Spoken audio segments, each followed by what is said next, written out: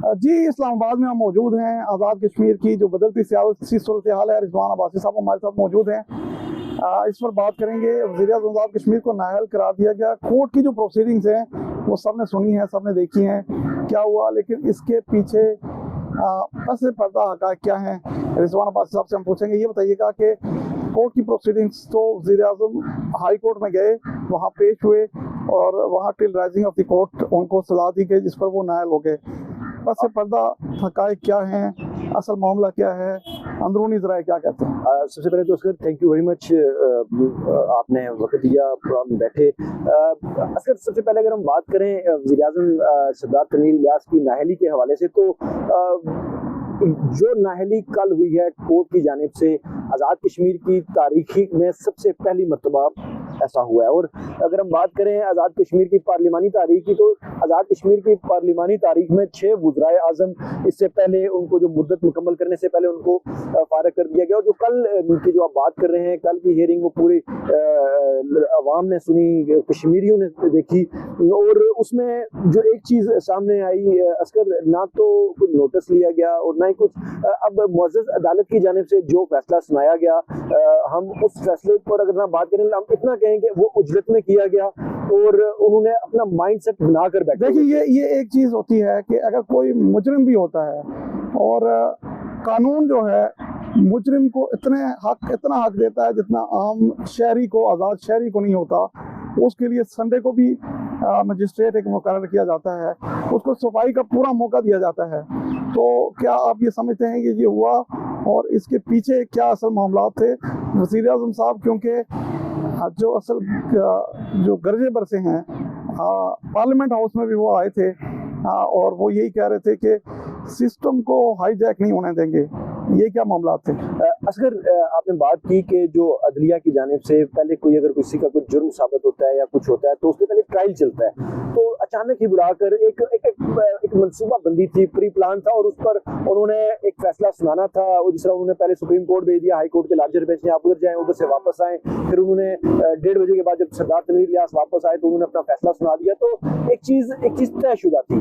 अगर अगर वो उसी हाई कोर्ट के बाद जो आज की हम देखें, आज के दिन की जो कार्रवाई हुई, जब सरदार तनवीर इलियास की जो लीगल टीम है उसने जब अपील दायर करने के लिए गया, तो 3 मरतबा उनकी अपील को मुस्तरद किया गया रजिस्ट्रार की जानिब से। और 3 मरतबा मुस्तरद कर देने के बाद फिर उन्होंने कहा कि अब आपके डॉक्यूमेंट्स ठीक हैं, आपकी जो तहरीर आपने जो जमा करवाई है चीज़ें ये ओके हैं। तो फिर उन्होंने अपील वहाँ पर समाअत के लिए मुकर्रर कर दी और कल उसकी समाअत भी होगी। लेकिन अगर हम बात करें इस तमाम सिनेरियो की, तो असगर बड़ी अजीब सी सूरत हाल है कि इतनी जल्दी में फैसले अगर होना शुरू हो जाए, तो हमारे आज़ाद कश्मीर की जो मुअज़्ज़ज़ अदालतें हैं, उन्होंने कितने केस पेंडिंग रखे हुए हैं आज़ाद कश्मीर के अंदर, कितने लोगों के जो केसेस हैं वो पेंडिंग हैं, और अचानक ये फैसला सुनाना, मैं ये समझता हूँ कि अगर इस पर हम ये कहें कि बहुत सारे ऐसे वार जो सरदार तनवीर इलियास के बतौर वज़ीर-ए-आज़म उनको वज़ारत-ए-उज़्मा के मनसब से उतारने के लिए इससे पहले किए गए, आपके सामने की बात है कि कितनी अटेम्प्ट्स की गई तहरीक-ए-एतमाद के हवाले से, कितनी मतलब अपोजिशन जमातें हैं वो इस तमाम मामले पे खुश हैं, या वो ये कहती हैं, क्योंकि फारूक हैदर साहब की एक स्टेटमेंट मैंने देखी और जो हुकूमत की अतादी सरदार अतीक साहब की स्टेटमेंट देखी, उन्होंने ये कहा कि सरदार तनवीर इलियास की सियासत से इख्तलाफ हो सकता है, लेकिन ये जो फैसला है ये जिस तरह से किया गया वो काबिल कबूल नहीं है। अच्छा सर, इस पर मिला जुला सा हमने रुझान देखा है लोगों का, जो मुस्लिम लीग नून के जो सीनियर रहनुमा हैं, जो अहदेदार हैं, जिसमें तारिक फारूक साहब हैं, मुश्ताक अहमद मिनहाज साहब हैं, उन्होंने भी जो सरदार तनवीर इलियास के हवाले से कोई बात की, लेकिन उनका कोर्ट के फैसले के हवाले से उन सब का यही था कि ये जो फैसला सुनाया गया है ये नेक शगुन नहीं है। तो तारिक फारूक साहब ने भी कहा कि हमारे इख्तलाफात हो सकते हैं, सरदार तनवीर इलियास की कारकर्दगी पे हम बात कर सकते हैं। मुश्ताक अहमद मिनहाज ने ये बात की, फिर उसके बाद राजा फारूक हैदर साहब ने भी ये बात की, सरदार अतीक साहब, और फिर उसके बाद जितनी भी हमारी पॉलिटिकल क़यादत है उन सारों ने कारकर्दगी के हवाले से भी तो कहा, लेकिन हम बात कर सकते हैं। लेकिन जब उन्होंने इस अदलिया के उजलत में दिए गए फैसले पर बात की तो उन्होंने कहा ये पॉलिटिक्स के लिए, सियासतदानों के लिए, सियासी अमल के लिए ये नेक शगुन नहीं है। असगर, यहाँ पर अगर हम बात करें उस फैसले की, जो फैसला जिस बिना पर लिया गया, वो एक वीडियो थी। वीडियो में जो सरदार तनवीर इलियास ने स्पीच की, सरदार तनवीर इलियास की स्पीच क्या थी कि एक मंसूबा था सऊदी अरब के साथ जो 5 अरब रुपए का जो मंसूबा था स्कूल्स के हवाले से, उस मंसूबे पे बात की थी कि स्टे ऑर्डर इसका चल रहा है। और फिर उसके बाद उन्होंने बहुत सारे ऐसे अपनी जो बेबसी थी अदलिया के हवाले से कि हम किसी सेक्टरीज का हम तबादला करते हैं तो वो स्टे ऑर्डर पे चला जाता है। और इस वक्त आज़ाद कश्मीर के अंदर असगर अगर हम बात करें तो 45 से ज्यादा जो लोग हैं सीनियर ब्यूरोक्रेट्स हैं वो इस वक्त स्टे ऑर्डर पे हैं। और सरदार तनवीर इलियास साहब को जो मुश्किलात का सामना अपनी एक साल के दौरान में रहा वज़ारत उज़्मा के दौरान, तो उसमें सबसे बड़ी जो रुकावट रही वो ब्यूरोक्रेसी की रही। और ब्यूरोक्रेसी चूंकि इस वक्त आप देखें 12 सेक्टरीज इस वक्त आज़ाद कश्मीर के 16 में से 12 सेक्टरीज अब स्टे ऑर्डर पर अपनी नशिस्तों पर विराजमान हैं।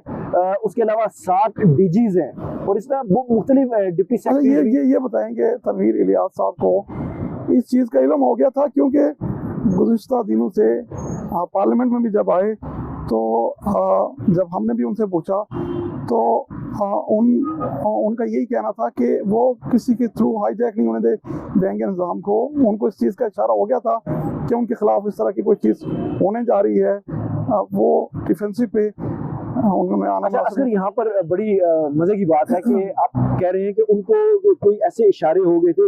देखें गुज़िश्ता कई माह से सरदार तनवीर इलियास के खिलाफ तहरीक एतमाद की अटेम्प्ट्स की जा रही थी। आपने देखा कि जितने भी हमारे रेफ्यूजीज के जो मेंबरान है कानून साज असम्बली हैं उन पे अटेम्प्ट्स की जा रही थी। और हमने ये भी देखा, हमारे मुशाहिदे में आया कि उनको बड़े पैमाने पर ऑफर्स भी की गई पैसों के हवाले से, लेकिन तहरीक अदम एतमाद की जितनी भी अफवाहें चलती रही वो दम तोड़ती रही। ये तो एक अटेम्प्ट थी सरदार तनवीर इलियास के हवाले से। फिर उसके बाद हमने देखा कि सरदार तनवीर इलियास को जिस तरह ये जो उनका एक कारोबारी स्ट्रक्चर यहाँ पर खड़ा है इस्लामाबाद के अंदर सेंटोरस मॉल, उसमें भी बहुत सारी इन्वॉल्वेशन हुई। उसमें भी IG जो इस्लामाबाद हैं वो इन्वॉल्व हुए, उसमें भी उनके जो बेटे हैं उन पर FIR हुई। अब कहने का मकसद ये है कि बहुत सारी चीज़ें ऐसी हुई कि जिस पर सरदार तनवीर इलियास के हवाले से उनके खिलाफ मुश्किलात खड़ी करने की कोशिश की गई। और इसके अलावा पसे पर्दा भी बहुत कुछ चला, जिसका इशारा उन्होंने जो पार्लियामेंट की जो मीरपुर दौरे के दौरान भी उन्होंने स्पीकर के हवाले से बात की। जब इजलास जारी रहने के हवाले से बात की तो उसका इशारा किया। असर यहाँ पर अगर हम बात करें इन तमाम सिनेरियोज की, इस तमाम बातों की, तो अब देखें जब सरदार तनवीर इलियास ये कहते हैं कि हमारे रियासत की ब्यूरोक्रेसी एक ऐसा कमिश्नर जो कि 35 करोड़ से 40 करोड़ रुपया दे के कमिश्नर लगने की कोशिश कर रहा है, उस पर स्टे ऑर्डर ले लिया जाता है। अब सरदार तनवीर इलियास का जो कल का फैसला था, उनके खिलाफ नाअहली का जो फैसला आया, वो यही स्पीच थी कि वो जो इन स्टे ऑर्डर्स के हवाले से अदलिया के हवाले से बात की। अब यहाँ पर जो पसे पर्दा जिन काय की बात आप कर रहे हैं, तो यकीनन पसे पर्दा बहुत सारे ऐसी मुश्किलात थी जो सरदार तनवीर इलियास के खिलाफ की जा रही थी। और सरदार तनवीर इलियास अक्सर एक बहुत बड़े बिजनेसमैन भी हैं, उनका एक्सपोजर भी बहुत बड़ा है इंटरनेशनली। तो मैं ये समझता हूँ कि जिस तरह उन्होंने ब्यूरोक्रेसी को लगाम दी, जिस तरह उन्होंने अफसरान को लगाम दी, और फिर उन्होंने जिस तरह रेवेन्यू डिपार्टमेंट में उन्होंने इस्लाहत करने की कोशिश की, तो ये तमाम चीज़ें। और फिर उसके बाद यहाँ पर असकर एक बात काबिल जिक्र है, वो ये है कि जो कल सरदार तनवीर इलियास के साथ नाअहली हुई, मैं चूँकि इस पर अपनी ज़ाती जो मुशाहिदा है मैं वो बयान करूँगा कि जो फैसला आया उसमें एडवोकेट जनरल हैं जो इस वक्त मकबूल वार, उनकी एक बहुत बड़ी नाअहली भी इसमें देखने को मिली, क्योंकि मकबूल वार उनको वहाँ पर लेके जा रहे हैं। और उनकी ये भी कहा जा रहा है कि जो लीगल टीम थी उसने भी सही करके इस केस को प्रोसीड नहीं किया। वो अदालत तो अपने तौर पर ये कहा जा रहा है कि ये माइंड बनाकर बैठी थी, लेकिन लीगल टीम में वही अर्ज कर रहा हूँ कि जिस तरह इस वक्त एडवोकेट जनरल है आज़ाद कश्मीर के मकबूल वार, अब उन्होंने तमाम तर चीज़ों की जिम्मेदारी एडवोकेट जनरल पर आती है। गो के वज़ीर आज़म का ये पर्सनली ज़ाती तौर पर अदलिया ने उनको बुलाया था, लेकिन एडवोकेट जनरल वहाँ पर हाथ बांध के खड़े रहे और उनकी जानिब से कोई प्रिपरेशन नहीं थी, कोई तैयारी नहीं थी। अब दूसरी तरफ अगर हम बात करें इन तमाम फैसले के हवाले से, तो कल की जो बात है, असगर मैं ज़ाती मुशाहिदे से बात करूंगा कि जिस तरह अदलिया के फैसले से लेकर जो कल जो वज़ीर आज़म बने हैं, अबूरी वज़ीर आज़म ख्वाजा फारूक, उनकी डायरेक्शन ये समरी फैसला रात को समरी सदर ने जारी कर दी, हालांकि इजलास जारी था। देखें इजलास भी जारी था और जो हमारा अबूरी एक्ट है, जो आइन है 1974 का, उसकी आर्टिकल 17 की जो आर्टिकल 17(2) के तहत अगर कानून साज असेंबली का जो इजलास जारी हो तो वो उसी में ही कायदे अवान को फौरन बुलाकर कायदा मतल करके जो मौजूदा जो प्रोसीडिंग होती है उसमें कायदे अवान का इंतखाब किया जाता है। जो उजलत में रात को बैरिस्टर सुल्तान महमूद चौधरी जो कि सदर रियासत हैं इस वक्त, और मैं ये समझता हूँ, मेरी जो जाती मुशाहिदे में है कि जनाब बड़े इस तमाम प्रोसेस में बड़े पसे पर्दा पेश रहे हैं, तो उन्होंने रात को एक समरी मूव की डायरेक्शन दी ख्वाजा फारूक की। और अब देखें ख्वाजा मकबूल, ख्वाजा फारूक, और फिर उसके बाद रात को 2 बजे एक समरी मूव की जा रही है, अबूरी वज़ीर-ए-आज़म बनाया जा रहा है, ना तो आइन की पासदारी की जा रही है। जब आपका वज़ीर-ए-आज़म नायल हो चुका है, आपकी काबीना खत्म हो चुकी है, तो आपका सीनियर मोस्ट वज़ीर नहीं है, तो क्या ऐसी जरूरत आन पड़ी कि इतने उजलत में फैसला किया जाए? और ये तमाम चीजें असगर मैं ये समझता हूँ।